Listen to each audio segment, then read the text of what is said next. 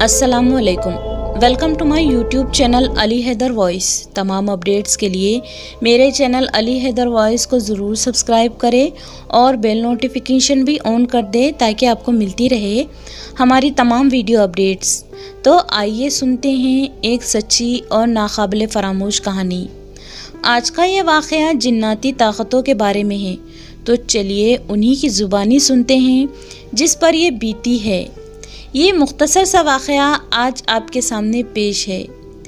मेरी उम्र उस वक्त ज़्यादा न थी, कुछ 12 या 14 बरस का होगा मैं। मेरे वालिदैन ने इसलिए मुझे दीनी मदरसे में दाखिल करवा दिया था कि हमारे घर में खाने को उस दौरान बहुत कम था। मेरे 4 भाई बहन थे और दादी भी हमारे साथ ही रहती थी और कमाई का ज़रिया बहुत कम था। गर्ज़ के गरीबी से हमारे हालात बहुत बदतर थे। मुझे यहाँ रहना अच्छा नहीं लगता था। माँ बाप बहन भाइयों से जुदाई अच्छी नहीं लगती थी। फिर सोचता था कि पढ़ाई भी तो ज़रूरी है, इसलिए यहाँ किसी तरह दिल लगाने लगा।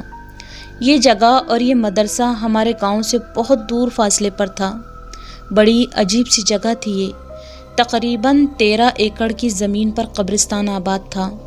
इसी से लगकर मस्जिद और मस्जिद से लगकर वो बड़ा सा मदरसा वाक़ था। मेरा वक्त उस दौरान ज़्यादातर मस्जिद में ही गुज़रता था। बहुत ही नूरानी और ख़ूबसूरत मस्जिद थी ये।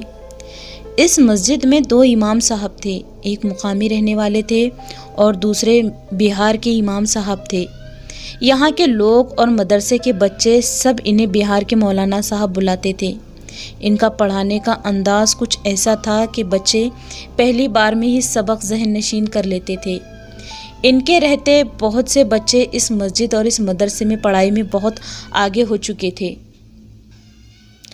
चूँकि ये इस शहर और इस रियासत के नहीं थे, तो इन्हें और इनकी बातों को यहाँ इस मस्जिद में कोई तरजीह नहीं दी जाती थी। यहाँ के सभी लोग इनकी बातों को फजूल समझते थे, लेकिन मैं हर वक्त इन्हीं के हमरा रहता था। एक तो मैं अभी अभी अपने घर वालों से अलग हुआ था और दूसरा मेरा यहाँ दिल भी नहीं लगता था। मैं अक्सर इनकी बातों को गौर से सुनता था और मुझे इन पर यकीन भी था। मौलाना साहब का ये कहना था कि इस मस्जिद में जिन्नात रहते हैं, लेकिन यहाँ सब लोग और दूसरे इमाम साहब इनकी बातों पर खूब हंसते और इनका मजाक उड़ाते थे, लेकिन सिर्फ मुझे मालूम था कि ये सच कह रहे हैं। मौलाना साहब कहते थे कि कब्रिस्तान के जिन इस मस्जिद में रात को नमाज पढ़ने आते हैं और मस्जिद के जिन इनकी इमामत करते हैं, लेकिन ये कब्रिस्तान तो वाक़ई में बहुत पुरअसरार था। अजीब सी कैफियत तारी रहती थी यहाँ। बहुत से सायादार दरख्तों का झुरमुट जो ठंडी छाँव का सबब था, और एक खामोशी तो यहाँ अक्सर बनी रहती थी जो मैं कान लगाकर नहीं बल्कि दिल लगाकर सुनता था। इस मस्जिद के जिन्नों की मौजूदगी मुझे अक्सर तन्हाई में महसूस होती थी, इसके बावजूद कि वो नूरानी मखलूक़ात थी। मौलाना साहब अक्सर मुझसे कहते थे कि मैं इन जिन्नों से बातें करता हूँ और वो भी मुझसे कलाम करते हैं। वो जिन मौलाना साहब के दोस्त थे, मीलों दूर इनके गांव की खबरें इन तक पहुँचाते थे। उन्होंने कुछ इल्म हासिल किया था जो जिन्नात इनकी मदद करते थे और रातों को मौलाना साहब इनकी सफ़ में सफ़ बांधे नमाज भी अदा करते थे, और इस नमाज की इमामत ख़ुद जिन करते थे। लेकिन दूसरे इमाम साहब इनसे बहुत हसद और जलन रखते थे। इन्हें हर मामले में नीचा दिखाने का एक मौका नहीं छोड़ते थे। मौलाना साहब एक रोज़ सुबह 9 बजे हमारे हल्क़े ले रहे थे और हमारी पढ़ाई को और मजबूत कर रहे थे कि तभी वहाँ मुकामी इमाम साहब आ गए। साथ में और 1-2 शख्स थे जो बिला वजह ही मस्जिद के कामों में दखल अंदाजी करते थे और हमारे मौलाना साहब को भी बार बार जलील करते थे। लेकिन मौलाना साहब को जो कहना होता था वो कहकर ही रहते थे। वह सबके सामने ये कह रहे थे कि मैंने रात गए नफिल नमाज जिन्नातों के सफ़ में अदा की है और वो मुझे आने वाले ख़दशात से आगाह करते हैं, और कल रात मेरी इनसे बातचीत हुई है।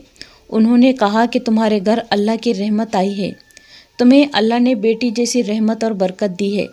جب میں یہاں آیا تھا تب میری بیوی حاملہ تھی اور اب مجھے ایک بیٹی ہوئی ہے جس کی خبر میرے گھر سے اب تک نہیں آئی ہے، لیکن کل رات میں باتوں کے طویل سلسلے کے دوران ایک جن نے مجھے بتایا کہ مبارک ہو مولانا صاحب، تمہاری بیوی کو بیٹی ہوئی ہے کچھ آدھا گھنٹہ پہلے ہی۔ اور مجھے ان جنوں کی باتوں پر 100% یقین ہے، چاہے کوئی کچھ بھی کہے، مجھے کوئی فرق نہیں پڑتا۔ لیکن ان کی انہی باتوں پر کھلیاں اڑ گئی، خوب قہقہے لگا کر ان کی باتوں کا مذاق بنایا گیا، لیکن وہ پھر بھی ان سب کو باور کرواتے تھے کہ میں جو کہہ رہا ہوں وہ سچ ہے، جھوٹ نہیں ہے۔ پھر کوئی 2 دن بعد مولانا صاحب کو خط ملا کہ گھر جلدی لوٹ آئے، بیٹی ہوئی ہے۔ مجھے اب سچ مچ ان میں کوئی خاص بات نظر آنے لگی تھی۔ اسی بات کو جھوٹا ثابت کرنے کے لیے دوسرے مقامی امام صاحب نے کہا، چلیے آج میں آپ کی جگہ مسجد میں سوتا ہوں، آج رات آپ کہیں اور سو جائیں، میں دیکھنا چاہتا ہوں کہ واقعی میں یہاں جنات ہیں کہ جنات صرف آپ کے دماغ میں بھرے ہیں۔ انہوں نے کہا، جی بہت بہتر، میں سو جاتا ہوں مدرسے میں، لیکن آپ یہ بات اچھی طرح کان کھول کر سن لیں کہ وہ جنات آپ سے ناراض ہیں، تو ہو سکتا ہے وہ آپ کو کوئی نقصان پہنچا دے۔ اگر خدا نخواستہ آپ کے ساتھ کوئی اونچ نیچ ہو گئی تو آپ مجھے ہرگز اس بات کا ذمہ دار نہ ٹھہرائیں۔ اچھا، آپ تو کہتے تھے کہ وہ جن آپ سے کلام کرتے ہیں وہ آپ کے حبیب ہیں اور آپ کو غیبی باتوں کی خبر دیتے ہیں، تو آپ ہی ان سے کہہ دو نا کہ مجھے کوئی نقصان نہ پہنچائیں، بس مجھے اپنی موجودگی ظاہر کروا دے کہ سچ مچ اس مسجد میں جنات موجود ہیں بھی یا نہیں۔ اگر میں نے انہیں اپنی جاگتی آنکھوں سے دیکھ لیا تو میں آپ کی باتوں پر یقین کر لوں گا، اگر ایسا کچھ نہ ہوا تو میں آپ کو اس مسجد میں ایک لمحہ بھی اور نہیں رہنے دوں گا، آپ کو فوراً لوٹنا ہوگا جہاں سے آپ آئے ہیں، بڑے آئے ہمارے شہر میں آ کر ہمیں ہی ڈرانے والے۔ وہ فخر محسوس کرتے ہوئے یہ کہہ کر اپنے سونے کا انتظام مسجد میں کرنے چلے گئے۔ پھر عشاء کی نماز کے کچھ دیر بعد لوگ قرآن کی تلاوت کرنے بیٹھے رہے۔ پھر تھوڑی دیر بعد دھیرے دھیرے سب لوگ یکے بعد دیگرے اپنے اپنے گھروں کو چلے گئے۔ رات کے اس وقت 1 بجا تھا۔ مقامی امام صاحب جاگ کر نماز پڑھنے کی بجائے ہاتھ پیر تان کر سو گئے۔ یہ وقت مسجد میں جناتوں کی نماز کا وقت تھا اور قبرستان کے جن بھی نماز کے لیے آ پہنچے تھے، اور دوسری طرف یہ جناب خراٹے بھر کر سوئے ہوئے تھے۔ ظاہر تھا کہ ان کی خراٹوں کی آواز جناتوں کی محفل نماز میں خلل پیدا کر رہی تھی، لیکن اس کے برعکس ان جناتوں نے انہیں کوئی ہانی نہیں پہنچائی، بس انہیں اٹھا کر ایک مخصوص جگہ لا کر پھینک دیا اور مسجد کا اندرونی دروازہ اندر سے بند کر دیا۔ پھر مسجد کے صحن سے صبح صبح ایک شور برپا ہو رہا تھا، مجھے بچاؤ، مجھے بچاؤ، کوئی ہے مجھے بچاؤ، کوئی ہے، ارے کوئی آؤ مجھے باہر نکالو، آئندہ کبھی جناتوں کے بیچ نہیں جاؤں گا، مجھے معاف کر دو، ارے ہے کوئی جو مجھے یہاں سے باہر نکالے گا، ارے بچاؤ، مر جاؤں گا میں یہاں پر۔ پھر ہم سب تمام طالب علم ایک گھیرا بنا کر انہیں دیکھنے لگے۔ رات گئے ان جناتوں نے امام صاحب کو مسجد میں رکھے ہوئے سفر آخر کے خالی جنازے میں انہیں ڈال کر مسجد کے باہری صحن کے کنویں میں اس ڈولے کو امام صاحب سمیت لٹکا دیا تھا، اور یہ اس ڈولے میں لیٹ کر یہ کہہ رہے تھے کہ مجھے بچا لو، مجھے ذرا سا ہوش نہ تھا کہ مجھے کب اور کس نے یہاں پھینکا ہے۔ پھر کچھ دیر بعد کچھ لوگوں کی مدد سے انہیں بمشکل باہر نکالا گیا تھا۔ یوں ان جناتوں نے انہیں ایک آخری موقع دے کر چھوڑ دیا تھا۔ اللہ کا شکر تھا کہ انہوں نے ان کی جان نہیں لی تھی، لیکن کچھ سالوں بعد ہمارے مولانا صاحب کو ہمیشہ کے لیے اس مسجد سے برخاست کر دیا گیا تھا۔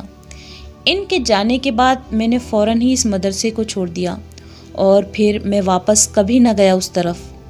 یوں اللہ کا خاص کرم ہوا کہ میں اچھے کاروبار میں لگ گیا، لیکن وہ قبرستان، وہ مسجد اور وہ دینی مدرسہ اب بھی ویسا کہ ویسا ہی ہے۔